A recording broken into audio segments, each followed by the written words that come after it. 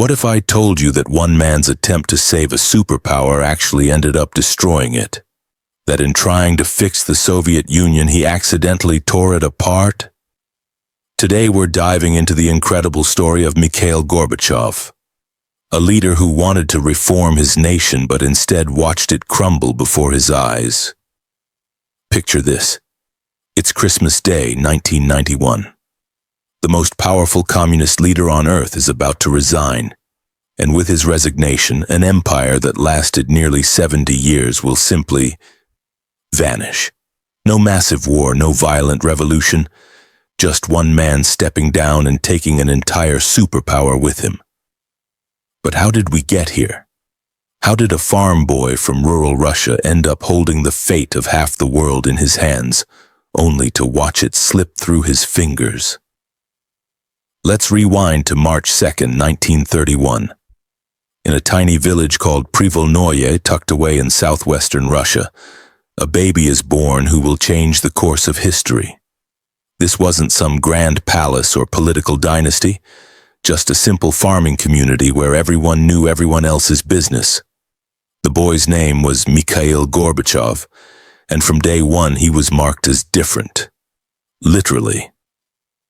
He had this distinctive birthmark on his forehead, a red patch that would grow larger as he aged and become one of his most recognizable features. Little did anyone know that this mark would one day be recognized by world leaders and ordinary people alike. Mikhail's parents were as different as night and day, yet perfectly matched. His father Sergei was ethnically Russian, while his mother Maria came from a Ukrainian family that had moved to the area years earlier. They married young, really young by today's standards, when they were barely out of their teens in 1928. Now here's the thing about timing. Mikhail was born right in the middle of one of the most turbulent periods in Russian history.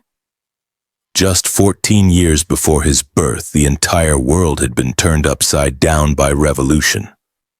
The old Russian Empire had collapsed, the Bolsheviks had seized power, and a brutal civil war had torn the country apart. By the time little Mikhail was taking his first steps, Joseph Stalin had consolidated power and was implementing his radical transformation of Soviet society. And when I say radical, I mean it changed everything. From how people farmed to how they thought about their own lives. Stalin's grand plan involved something called collectivization. Basically, instead of families owning their own small farms, everything would be pooled together into massive collective farms. Sounds reasonable in theory, right? In practice, it was an absolute disaster. The Gorbachev family found themselves right in the epicenter of this chaos. The government was essentially forcing farmers to give up everything they'd worked for generations to build. And if you resisted, well, let's just say resistance wasn't really an option. The result was catastrophic. A man-made famine swept through the region, killing millions of people. Mikhail was too young to understand what was happening, but his family was living through hell. Several of his uncles and aunts died from starvation during this period. Can you imagine? A family watching their loved ones literally waste away because of government policies. But here's what's fascinating about the Gorbachev family. Despite witnessing this tragedy firsthand, they remained committed communists. Mikhail's grandfather actually helped organize one of the first collective farms in their area. It's like they believed in the system even as it was destroying their lives. This loyalty to the communist cause would come back to haunt them later. During Stalin's Great Purge in the late 1930s, when the dictator decided to eliminate anyone he considered a threat, both of Mikhail's grandfathers were arrested and imprisoned. The very system they had supported had turned against them. Then came 1941 and everything changed again. Nazi Germany launched a massive invasion of the Soviet Union, and suddenly the Gorbachev family found themselves in the middle of a war zone. The region where they lived became a key battleground as Hitler tried to capture the oil fields further south. Mikhail's father, Sergei, was drafted into the Red Army and sent off to fight. For months, the family had no idea if he was dead or alive. At one point, they even received word that he had been killed in action. Can you imagine young Mikhail's mother trying to hold the family together while thinking she'd lost her husband? But Sergei surprised everyone by showing up alive in 1943. He had survived some of the most brutal fighting of the entire war and made it home to his family. It was like a miracle. Meanwhile, young Mikhail was getting his first real taste of education. Here's one of the few genuinely positive things about the Soviet system. They made education available to everyone regardless of how poor their family was. Rich or poor, every child had the right to go to school. Of course, Mikhail's education was constantly interrupted by the chaos around them.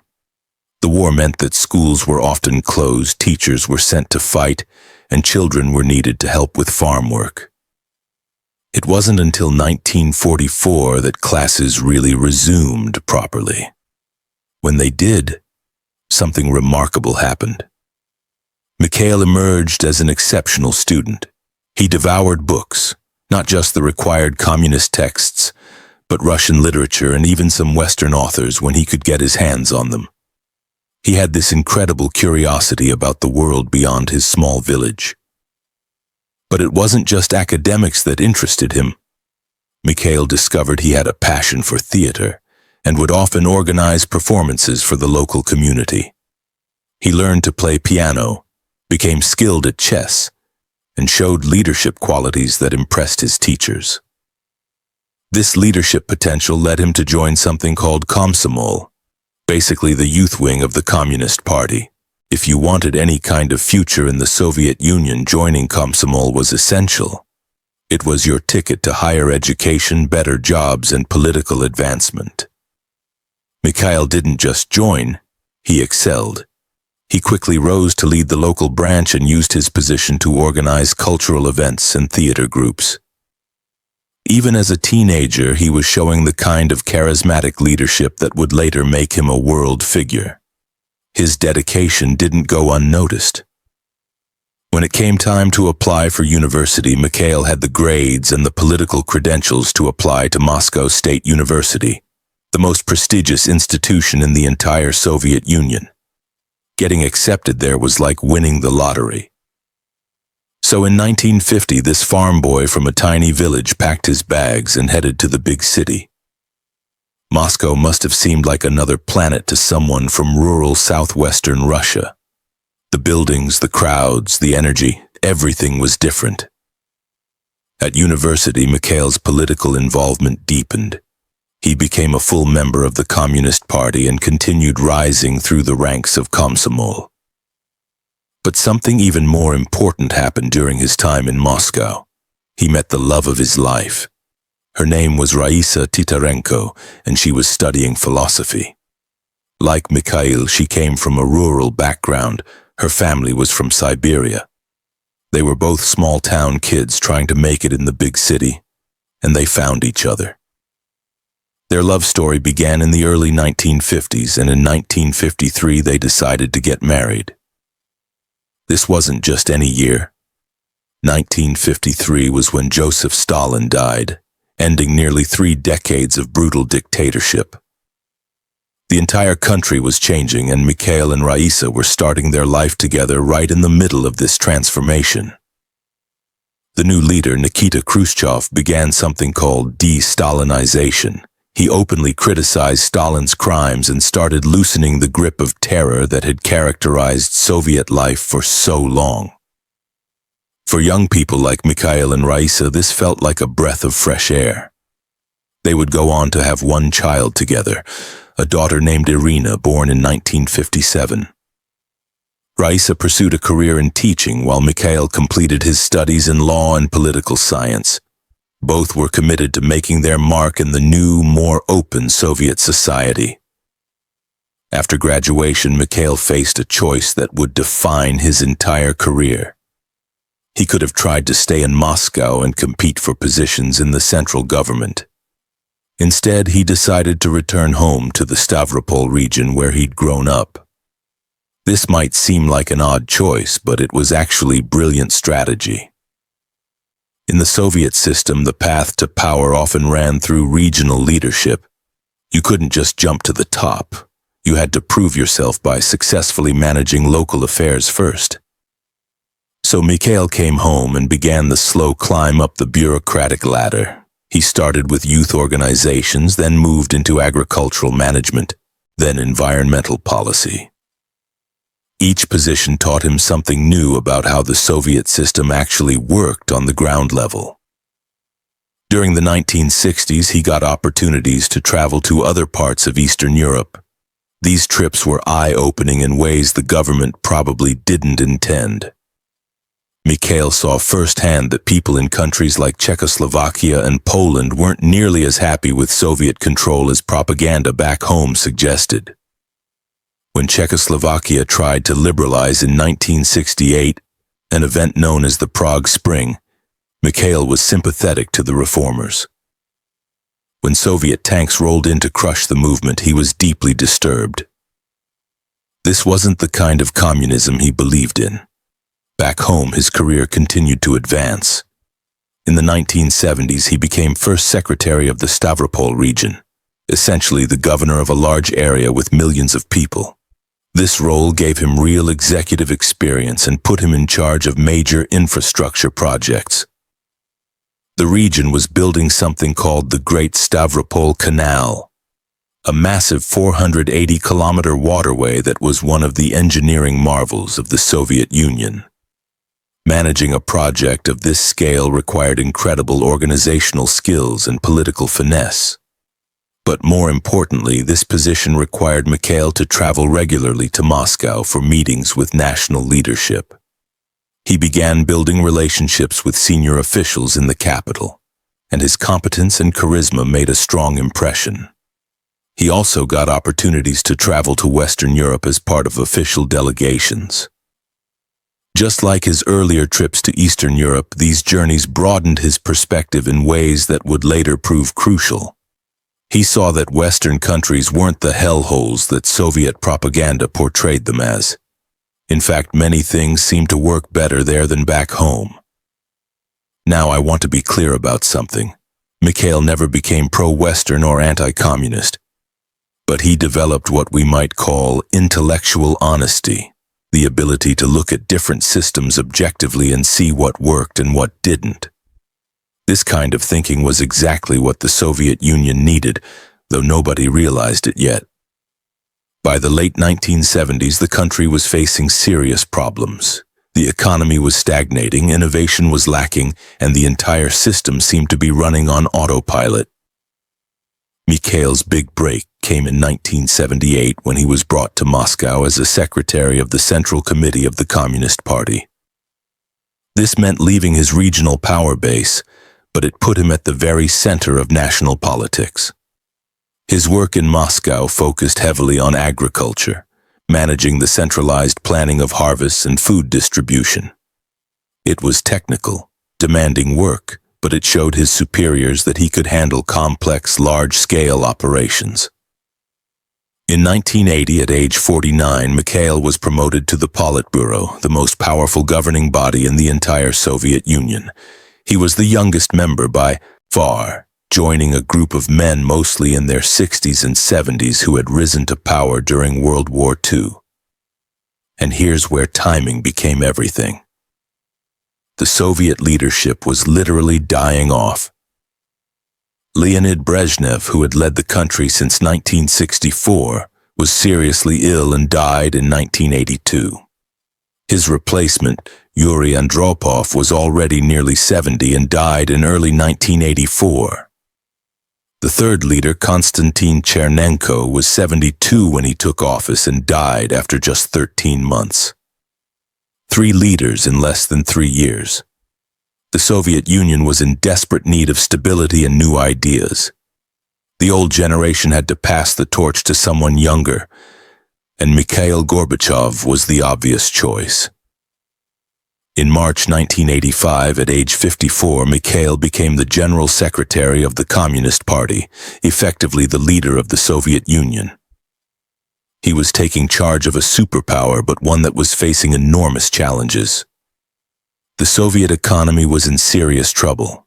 Growth had completely stalled, productivity was declining, and the country was falling further behind the United States technologically. The military was struggling to keep up with American advances, and costly foreign adventures like the war in Afghanistan were draining resources.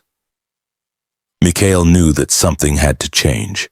He couldn't just continue with the same old policies and expect different results.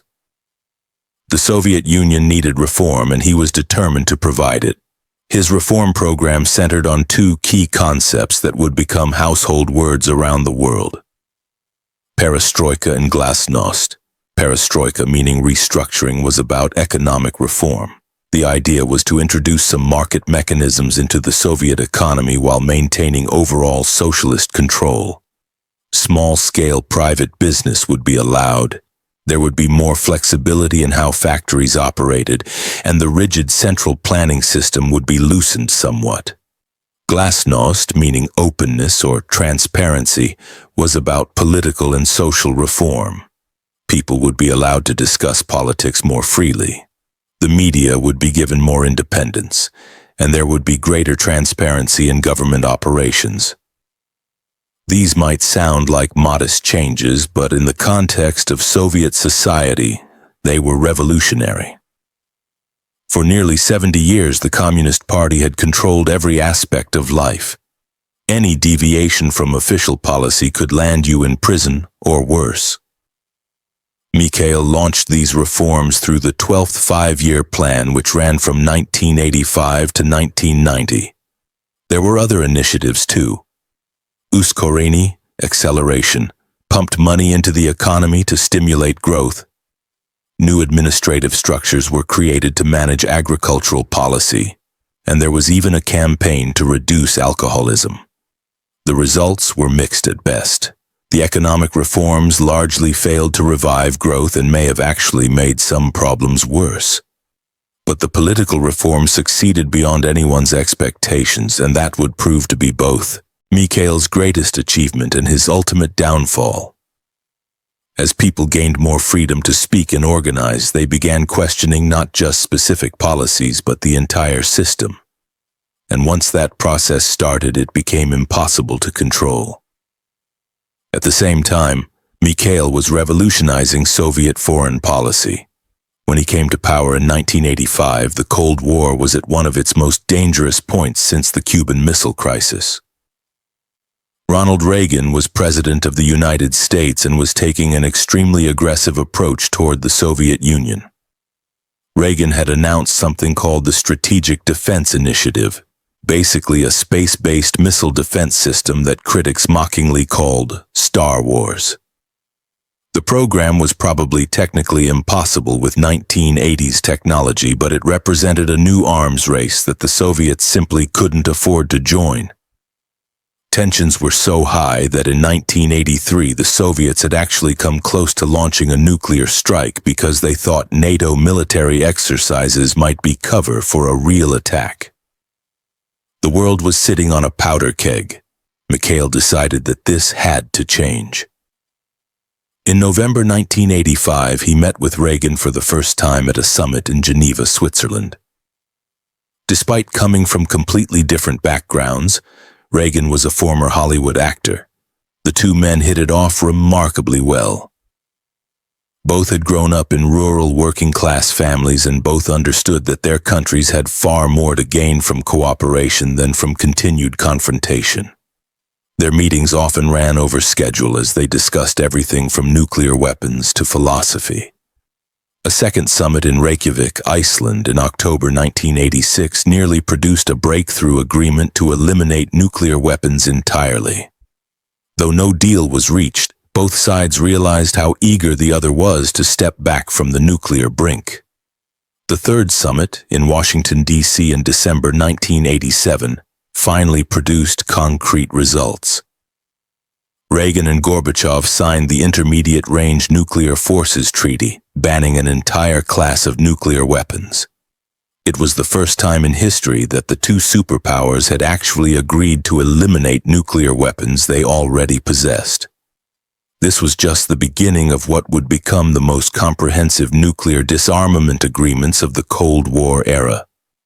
Between 1987 and 1991, the United States and Soviet Union signed treaty after treaty reducing their nuclear arsenals and conventional forces. But while Mikhail was making peace with America, he was facing growing crises at home and throughout the Soviet Empire. Some of these were inherited problems, others were new disasters that seemed to come out of nowhere. The worst inherited problem was Afghanistan. Soviet forces had invaded the country in December 1979 to prop up a communist government, but they'd gotten bogged down in an unwinnable war against Islamic guerrillas supplied by the United States. By the time Mikhail took power, the war had become the Soviet Union's Vietnam, a costly, bloody conflict that seemed to have no end. He tried changing tactics in 1986, but when that failed, he made the difficult decision to withdraw. The last Soviet troops left Afghanistan in February 1989, ending a 9-year occupation that had cost thousands of lives and enormous resources. The communist government they left behind collapsed within a few years and the country descended into civil war. The new disaster was Chernobyl. On April 26, 1986, the number 4 reactor at the Chernobyl nuclear power plant in Ukraine exploded, releasing massive amounts of radioactive material into the atmosphere. The initial response was a perfect example of everything wrong with the Soviet system.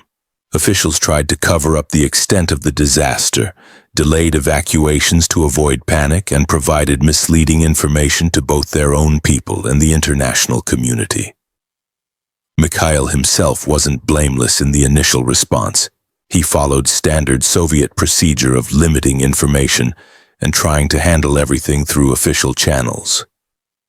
But as the scale of the disaster became clear, he began to change his approach.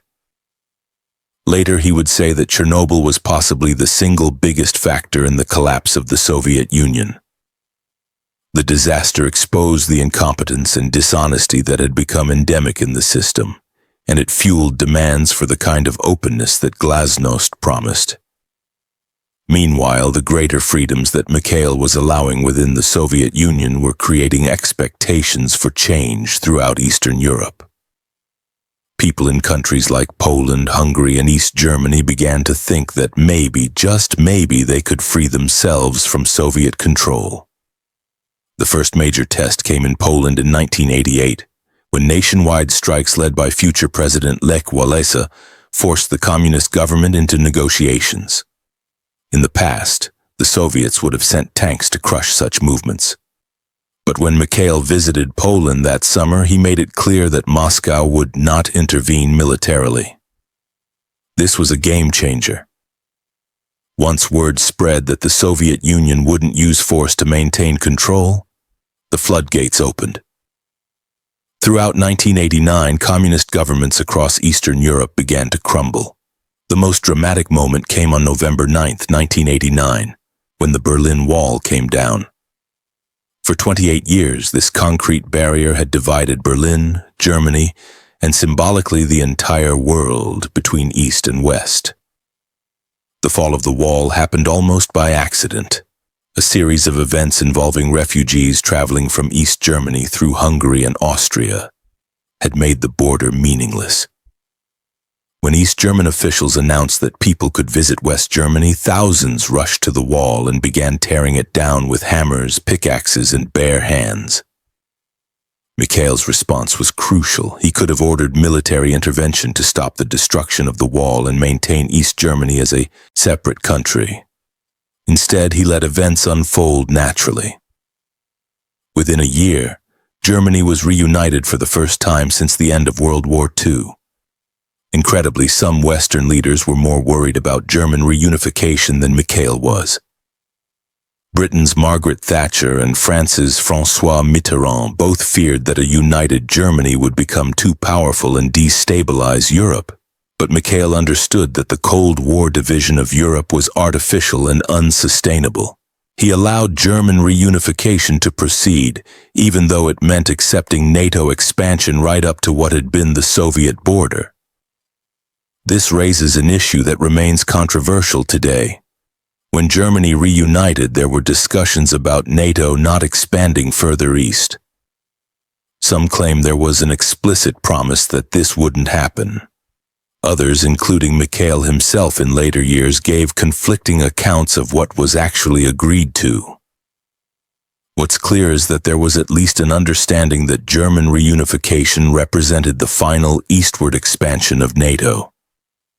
That understanding was later abandoned as NATO expanded to include Poland, the Czech Republic, Hungary, and eventually the Baltic states. But that was still in the future. In 1989 and 1990, Mikhail was being hailed as a hero for allowing the peaceful transformation of Europe. In 1990, he was awarded the Nobel Peace Prize for his role in ending the Cold War. Ironically, the Nobel Prize was much more popular internationally than it was in Russia itself. Many Soviets saw the award as proof that Mikhail had become too accommodating to Western interests. The same policies that made him a hero abroad were making him increasingly unpopular at home, and the challenges at home were mounting rapidly. The greater freedom that glasnost had unleashed was being used not just to criticize specific policies, but to question the entire Soviet system. Nationalist movements were emerging in the various republics that made up the USSR. The Baltic states, Estonia, Latvia, and Lithuania, were the first to declare independence in 1990. These weren't just satellite countries like Poland or East Germany. They were actual parts of the Soviet Union itself. Other republics began making similar moves. Ukraine, Belarus, Georgia, Kazakhstan, all were asserting greater autonomy or outright independence. The union that had held together for nearly 70 years was falling apart. Mikhail tried desperately to hold things together. He negotiated a new union treaty that would have given the republics more autonomy while maintaining some form of federal structure. But it was too little. Too late. On August 18, 1991, a group of hardliners within the Communist Party decided they had seen enough. They launched a coup attempt, detaining Mikhail at his vacation home in Crimea while declaring a state of emergency in Moscow. The coup leaders included senior figures from the KGB, the military, and the party apparatus. They claimed to be saving the Soviet Union from chaos and dissolution. But they had badly miscalculated the mood of the country. The key figure in opposing the coup was Boris Yeltsin, who had emerged as Mikhail's main rival for leadership of Russia. On August 19th, Yeltsin climbed onto a tank outside the Russian parliament building and called for resistance to the coup. It was a defining moment. Television cameras captured Yeltsin defiantly standing on the tank, rallying supporters and calling for the restoration of legitimate government. The image went around the world and became an iconic symbol of the end of the Soviet era. The coup collapsed within 3 days. The military refused to support it, ordinary citizens came out in opposition, and international pressure mounted. Mikhail was released and returned to Moscow, but he discovered that the world had changed forever. Yeltsin was now the man of the hour. He had stood up to the coup plotters while Mikhail was under house arrest. More importantly, Yeltsin was actively promoting the idea of Russian independence from the Soviet Union. The final act came on December 8, 1991. Yeltsin met with the leaders of Ukraine and Belarus in the Belovezha forest and signed an agreement declaring that the Soviet Union had ceased to exist. Russia, Ukraine, and Belarus would be independent countries. The other republics quickly joined in agreeing to the dissolution. Mikhail's position became impossible. He was president of a country that no longer existed. On December 25, 1991, Christmas Day, Mikhail Gorbachev appeared on television and announced his resignation as president of the Soviet Union. With that announcement, one of the most powerful empires in human history simply vanished. The Soviet flag was lowered from the Kremlin for the last time, and the Russian flag took its place. After nearly 70 years, the communist experiment was over. What followed was chaos. The carefully managed transition that Mikhail had envisioned never happened. Instead, Russia plunged into a period of economic collapse, political instability, and social upheaval that lasted throughout the 1990s. State assets were sold off at fire sale prices to a small group of oligarchs who became incredibly wealthy, while ordinary Russians saw their living standards plummet. Hyperinflation wiped out people's savings, crime rates soared, and life expectancy actually decreased. Mikhail watched all of this from the sidelines. He had tried to save the Soviet Union through gradual reform and ended up destroying it entirely. He remained active through his foundation and as an international speaker, but his political career in Russia was over. His personal life also suffered tremendously. His beloved wife Raisa was diagnosed with leukemia in 1999 and died within months. They had been married for 46 years, and her loss devastated him. As for his assessment of his successors, Mikhail initially had some hope for Vladimir Putin when he came to power in 2000. Putin was young, intelligent, and seemed committed to modernizing Russia. But as Putin consolidated power and became increasingly authoritarian, Mikhail became a critic. When Putin annexed Crimea in 2014, however, Mikhail supported the move, arguing that the peninsula had always been fundamentally Russian. But when the conflict with Ukraine expanded into full-scale war in February 2022, Mikhail was reportedly deeply opposed, though he was too ill to make any public statements. Mikhail Gorbachev died on August 30, 2022 at the age of 91. His death received much more attention internationally than it did in Russia itself. Western leaders praised him as the man who ended the Cold War peacefully, while many Russians still viewed him as the person who destroyed their country. German Chancellor Angela Merkel perhaps captured his legacy best when she said that in 1989, many East Germans feared that tanks would roll again to crush their hopes for freedom. But this time, no tanks rolled and no shots were fired, largely because of decisions that Mikhail Gorbachev made. So what should we make of this extraordinary life? Mikhail Gorbachev rose from rural poverty to lead one of the world's superpowers. He tried to reform a system that had become rigid and dysfunctional. He ended the Cold War peacefully and allowed the peoples of Eastern Europe to choose their own destinies. But in trying to save the Soviet Union, he inadvertently destroyed it. His reforms unleashed forces that he couldn't control, leading to the collapse of not just the communist system, but the country itself. Was he naive to think he could reform the Soviet Union without triggering its collapse? Could a gradually reformed version of the system have survived and prospered? These are questions historians will continue to debate. What's certain is that Mikhail Gorbachev changed the world in ways that are still being felt today. He showed that even the most powerful systems can be transformed by individuals willing to take enormous risks for what they believe is right. Whether you see him as a hero who freed half of Europe or as the man who accidentally destroyed his own country, there's no denying that his life was one of the most consequential of the 20th century. What do you think? Could the Soviet Union have been successfully reformed? Or was its collapse inevitable once the process of change began? Let me know your thoughts in the comments, and if you enjoyed this deep dive into one of history's most fascinating figures, make sure to hit that subscribe button for more stories about the people who shaped our world.